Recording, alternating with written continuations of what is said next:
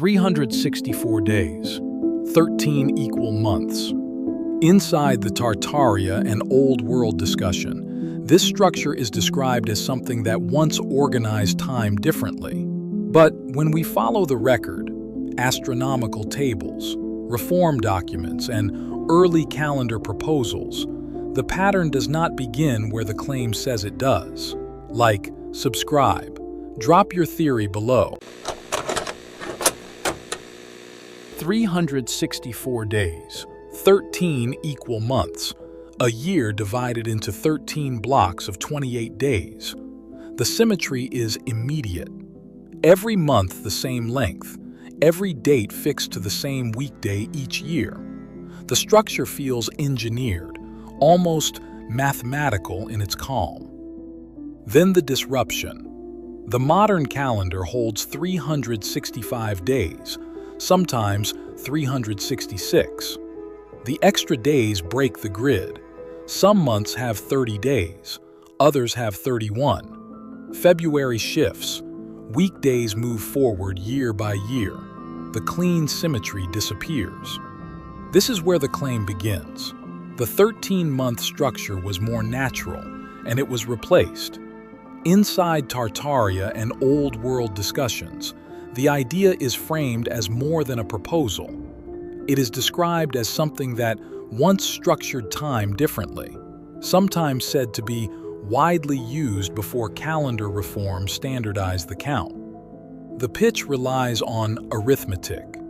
364 is 13 times 28.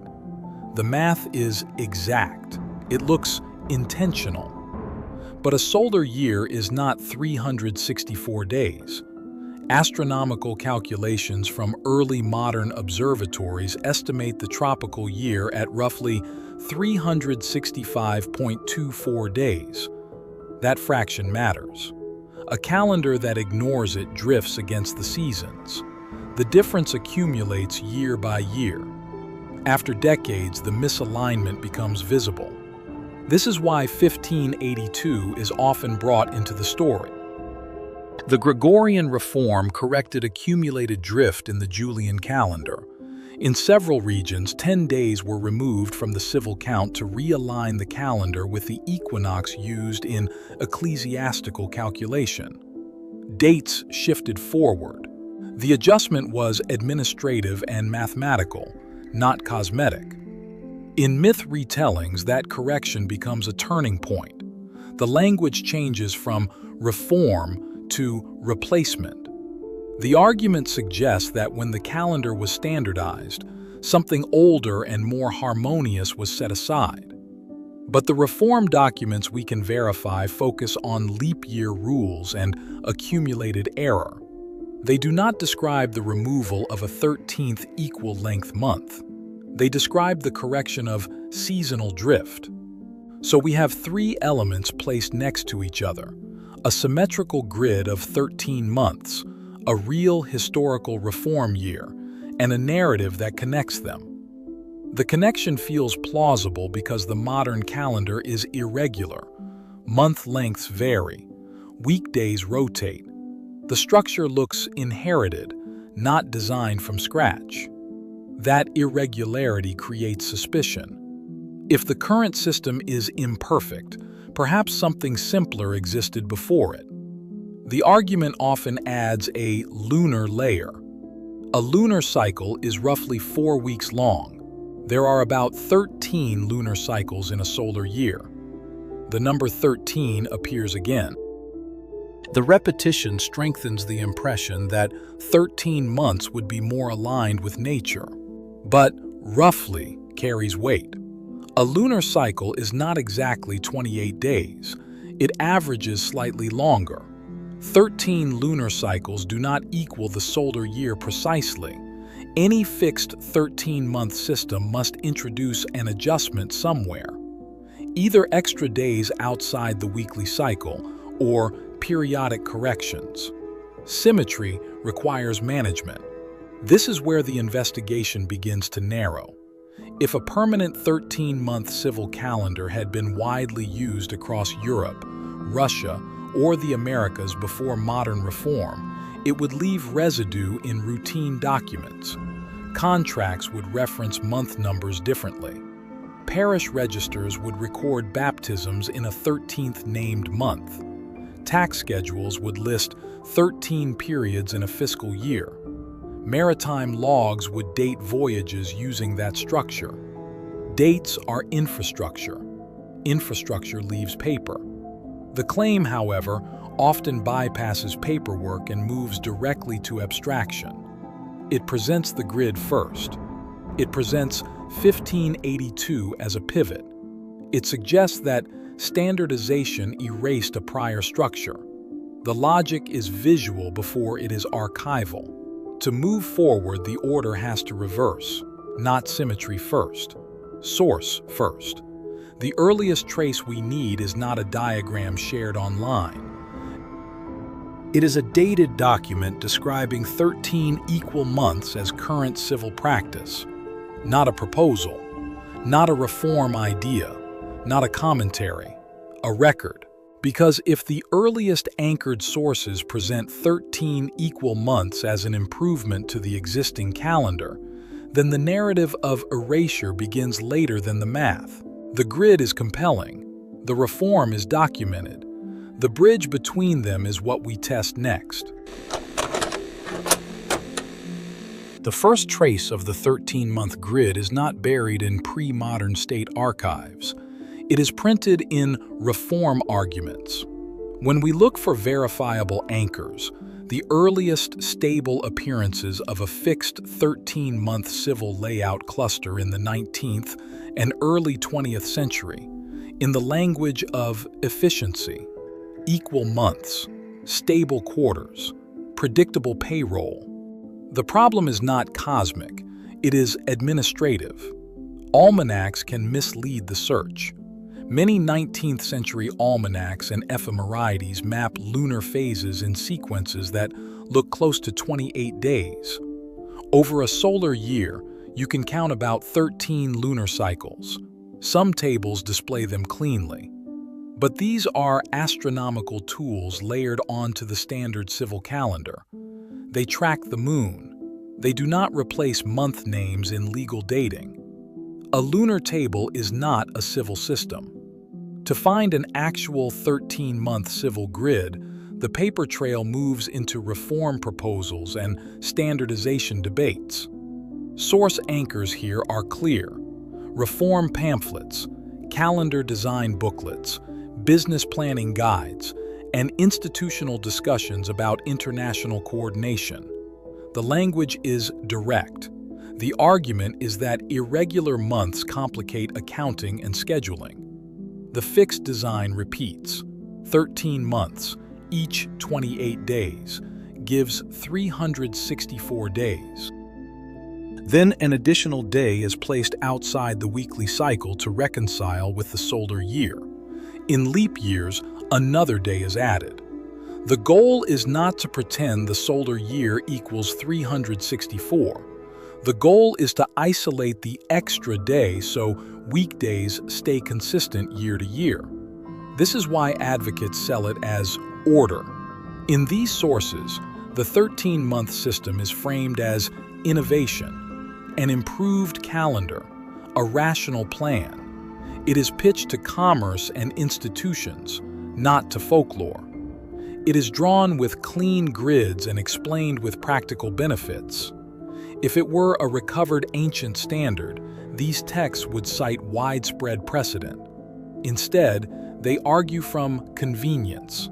That is an important signal.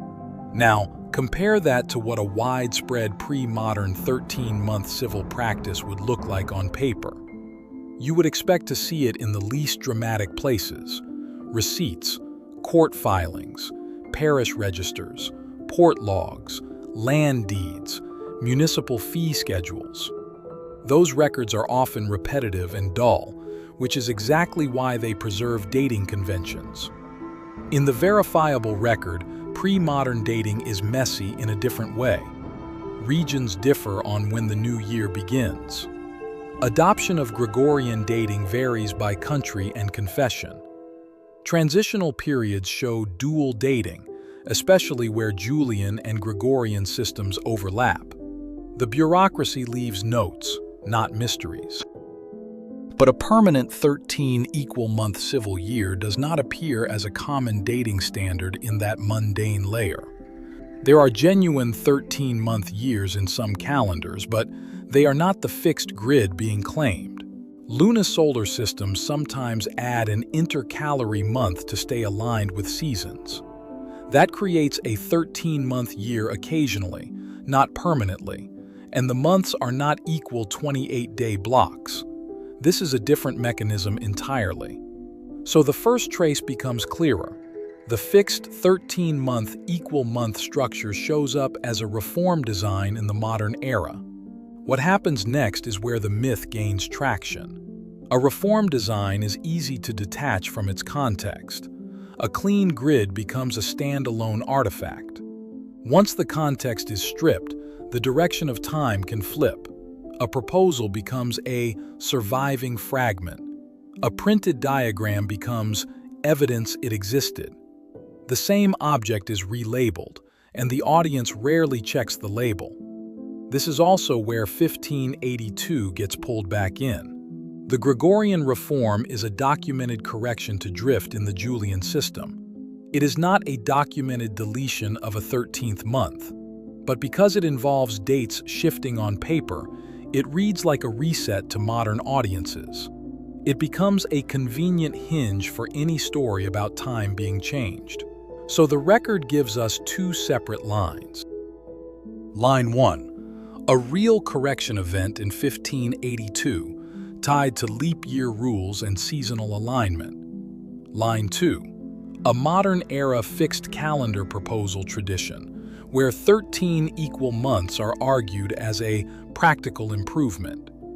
The claim inside Old World and Tartaria spaces is built by merging these lines into one story. That merge is not supported by the earliest anchors we can verify. It is a later framing, which means the next task is not to hunt for a lost empire calendar first. The next task is to locate the moment the framing changes from innovation to loss, because that moment, if we can pinpoint it, is the true origin point of the myth as it functions today. The 13-month grid does not spread as a forgotten relic. It spreads as a persuasive image. Once the fixed calendar proposals enter print culture, the design becomes portable. A clean diagram of 13 equal months fits on a single page. It requires little explanation. 364 days, 13 times 28. The numbers are simple. The visual symmetry does most of the work. As the idea moves into late 20th and early 21st century media spaces, the context thins. A reform proposal becomes a screenshot. A diagram becomes a meme. The language shifts from calendar improvement to original structure. The earliest sources describe efficiency. Later retellings describe inheritance. This is the pivot. The spread pattern follows a predictable sequence. First, the math is emphasized. 364 feels exact. 13 equal months feel fair. The modern calendar, by comparison, looks uneven and arbitrary. That comparison creates emotional leverage. Second, a historical anchor is attached. The year 1582 is commonly selected because it is a real reform moment. In narrative retellings, the Gregorian correction becomes the moment they changed the calendar. The actual documented purpose of the reform, correcting accumulated seasonal drift, becomes background. Third, the claim expands geographically. Posts refer to Europe, Russia, or the world, without narrowing to specific administrative records. The broader the geography, the harder the audit. Vagueness protects the narrative from verification. Fourth, the 13-month grid is paired with other motifs inside Old World and Tartaria discourse. Reset language appears.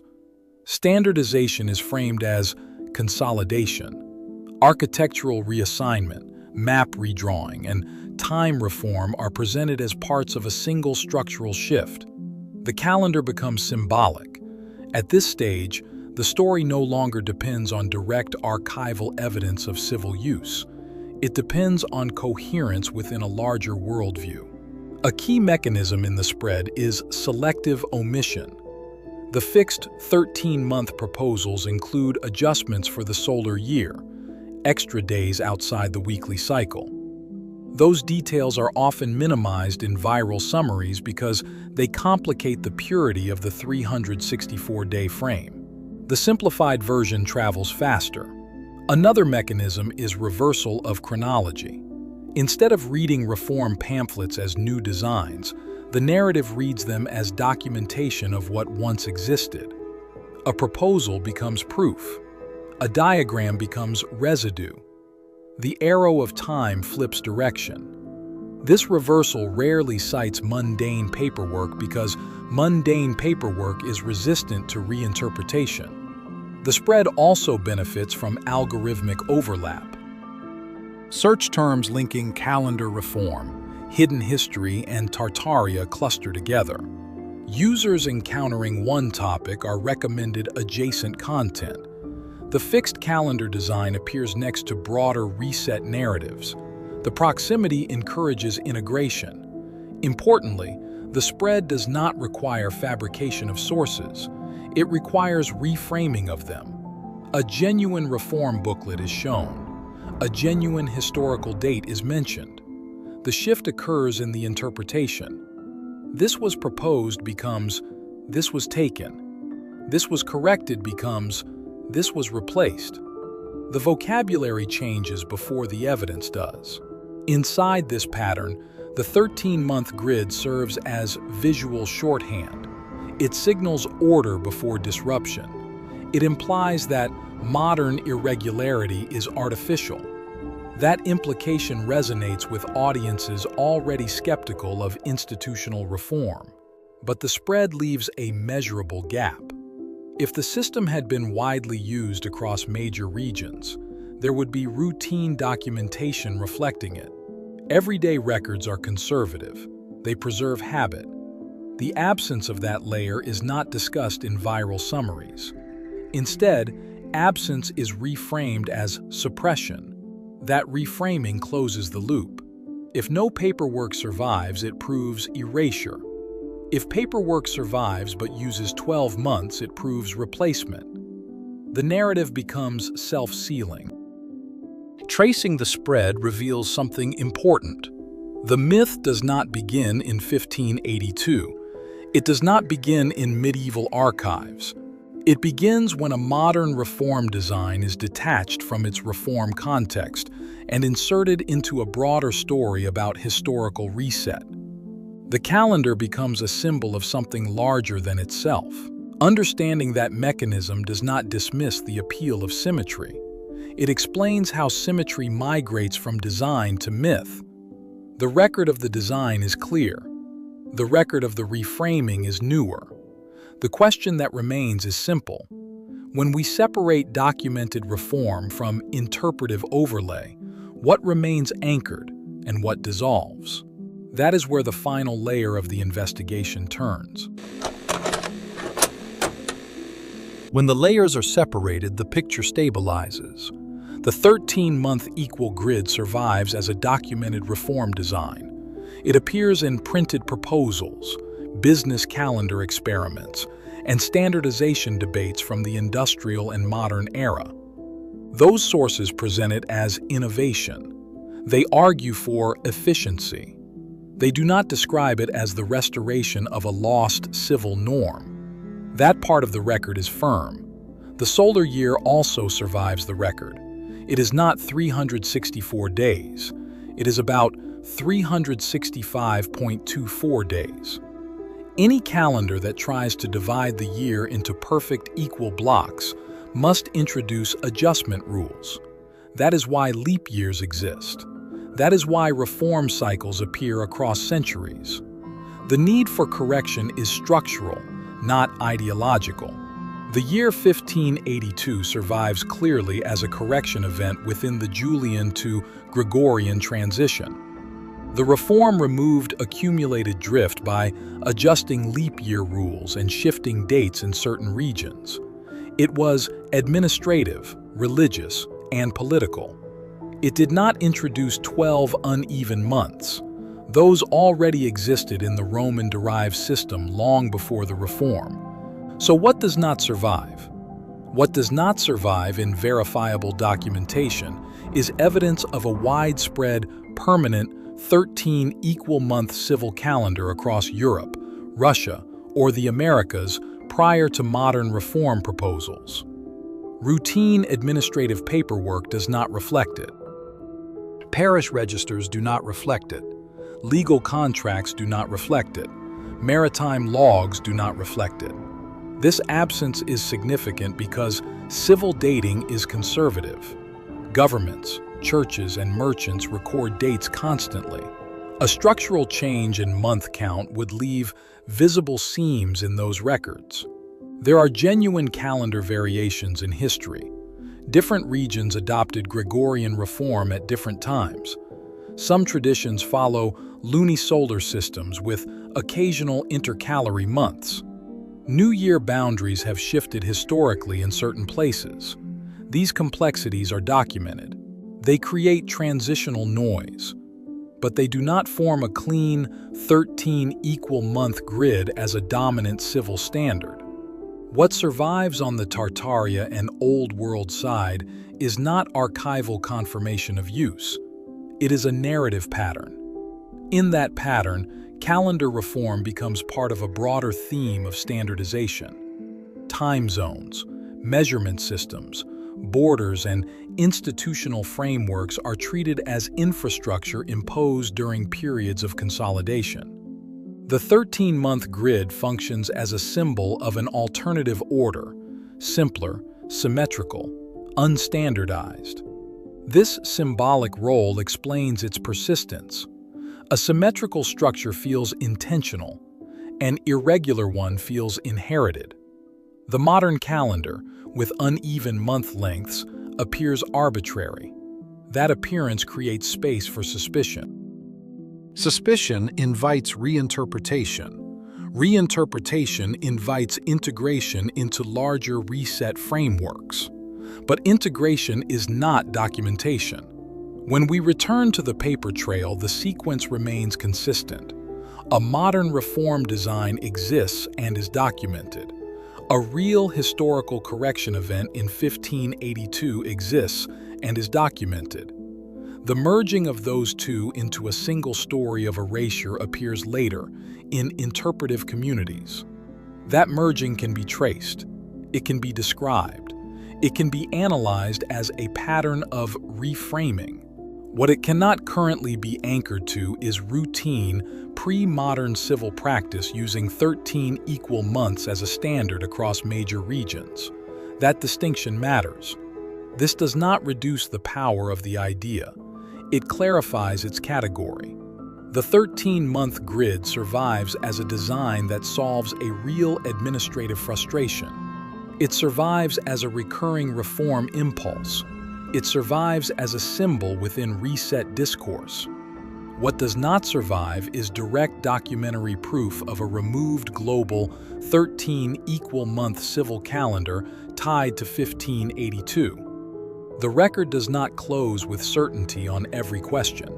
History rarely does, but it does separate levels of claim: documented reform, documented correction, interpretive linkage. When those layers are kept distinct, the calendar becomes less mysterious and more instructive. It shows how symmetry can inspire reform. It shows how reform can be reinterpreted as loss. And it shows how easily chronology can be inverted when context is removed. Timekeeping has always been negotiated between astronomy, administration, and culture. That negotiation leaves paper. The paper we can verify points to design and correction. The rest belongs to interpretation. The grid remains compelling. The reform remains real. The story that binds them is where belief begins.